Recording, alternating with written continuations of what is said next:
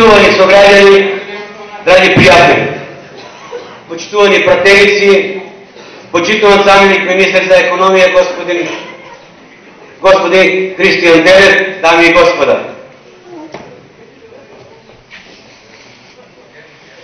Да се биде градоначалник на община Зърновци в изминатите 4 години представуваше огромна чест, задоволство, но и предизвик. Обърката да се направи по-бързо, повече, по-добро. Во локалната самоуправа нема политика. Има градење, изградба на улици, водоводи, канализации, патишта и така натаму. Сега съм човек е добре познал опцина Зърновци, неизините потреби, недостатъци и проблеми. Во изминатите 4 години, заедно с администрацията на опцина Зърновци и во соработка со владата на Република Македонија, реализирахме голем број на проекти кои ги ветихме на локалните избори от 2009 година. Преку конкретна програма за реализација, тој тренд го задржуваме и денес. Наставувам со идејна програма за функционирањето на општина Зърновци. Сакам да ме подсетам на делата во изминатите 4 години, кои доволно говорат за мојата посветеност за општина Зърновци. Ќе направим дел од реализираните проекти. Уредихме дел од речното корито на река Зърнов. Го разубавихме парк, 2 нови училници, изградихме топла връзка на училището, изградихме училищна спортска сала, го пуштихме общинскиот водовод, асфалтирахме 8 улици во Зърновци, 3 улици во село Мородош и 3 улици во Видовиште. Бетонирахме 7 улици во Зърновци и 1 улица во Мородош. Изградихме 2 локални парка и продолжуваме со градба на уште 2 локални парка. Помогнахме во реновирањето на црквата Свети Димитрија во Зърновци. Изградихме црква во село Мородош и црква во село Видовиште. Изградихме едно куќе во село Мородош. Инсталирахме парно грејење во училиштето во село Мородош. Ги сменихме прозорите на училиштето во село Видовиште. Изградихме канализација во должина од 1400 метри во село Видовиште. Бетонирахме канал за наводнување и централната јагата на Зърновци во должина од 830 метри. Чистихме канали за наводнување и отводнување во должина од 30 км. Организирахме културни манифестации и продолжиме понатаму со нови културни содржини. Сите овие дела се проекти кои ги ветих на локалните избори од 2009 година.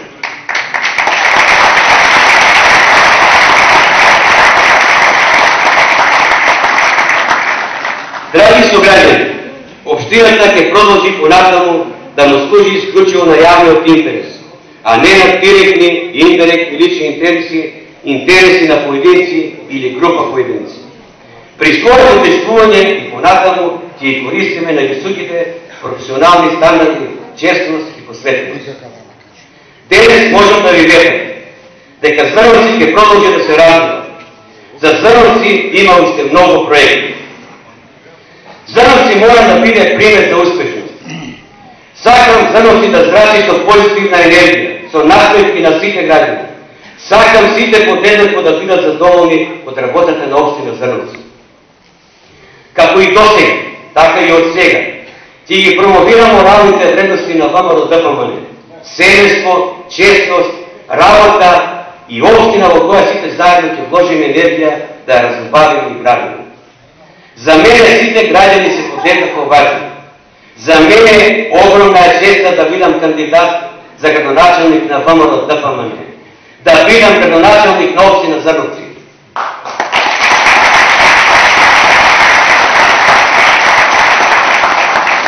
Денес сум пред вас да ја поверам повторно вашето доверие за нови дела кои за мене се вистински предизвик. Мотивот повтор пат да го прифатам предизвикот да бидам кандидат за Зърновци е заедно да го завршиме започнатото на нови капитални објекти. Ќе ја поверам вашата доверие за площад во Зърновци за кој веќе се изготвува проектна документација. Площадот ќе биде лоциран испред поранешната стоковна куќа со земање на еден дел од паркот и приближавайки се до Домът на култура. Поплочен, модерно осветлен, клуб за седење, украсна фонтана и сите останати содржини потребни за еден убав и модерен площад. Да го завршим уредувањето и регулацијата на реката Зрновка заедно со предвидените два пешачки моста и еден мост за патнички и товарни возила. Клуб на пензионери во поранешниот ресторант на Зрновка. Детска градинка за која веќе се обезбедени финансови средства. Повеќе наменски градиште за кое повеќе пати го најавувавме, конечно годинава ќе биде изградено. Заедно да ги осветиме црквите Свети Троица и Свети Климент. Трапезарија во селските гробишта на Зрновци. Трапезарија за потребите на црквата Свети Димитрија. Парк во село Мородиш и село Видовиште. Пробивање и рачистување на полските патишта. И уште многу други проекти зацртани во изборната програма за периодот 2013-2017 година. Почитувани сограѓани, како и досега, ќе работам напорно и посветено и нема да застанам во намерата Зрновци да стане по-убаво и по-удобно место за живење. Ќе продолжиме да градиме и понатаму. Ќе го смениме ликот на Зрновци во вистинска урбана средина. Реализирањето на досегашната програма воопште не беше лесно, но велат храбрите ги прати среќа. Верува во себе, верува во проектите. Не бегахме од проблемите, ги решаваме. И новата програма е велико поврзана со потребите на граѓаните.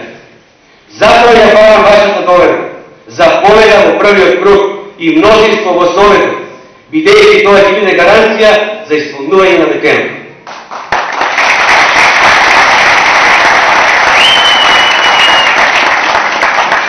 Ние говориме за конкретни проекти. Голем дел од нив предложени од вас граѓани, видливи со прецизна динамика на нивна реализација, со рокови кон кои се обрзуваме.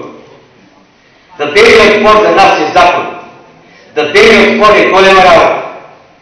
Од него нема оставка ниту колебање. Вие, почитувани граѓани, ќе одлучите кој повеќе заслужува да ја води општината. Изборите се врвно демократско право.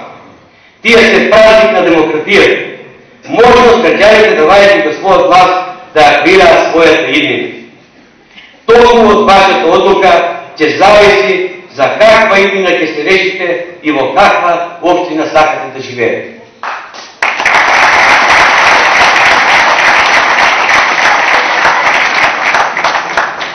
Јас искрено верувам дека секој од вас го препознава тој честен и одговорен пристап при носење на одлука на кого да му да даде довербата.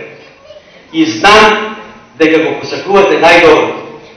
На 24 март ја имате можноста на избор да го поддржите на предлогот и развојот на општина Зрновци. Можност за нови дела, за нов напредок, нови дела за подобра општина Зрновци. Да живее Победа од ДПМН! Да живее Зрновци! Да живее Република Македонија! Благодарам на вашата преда за почета, да живее и здраве!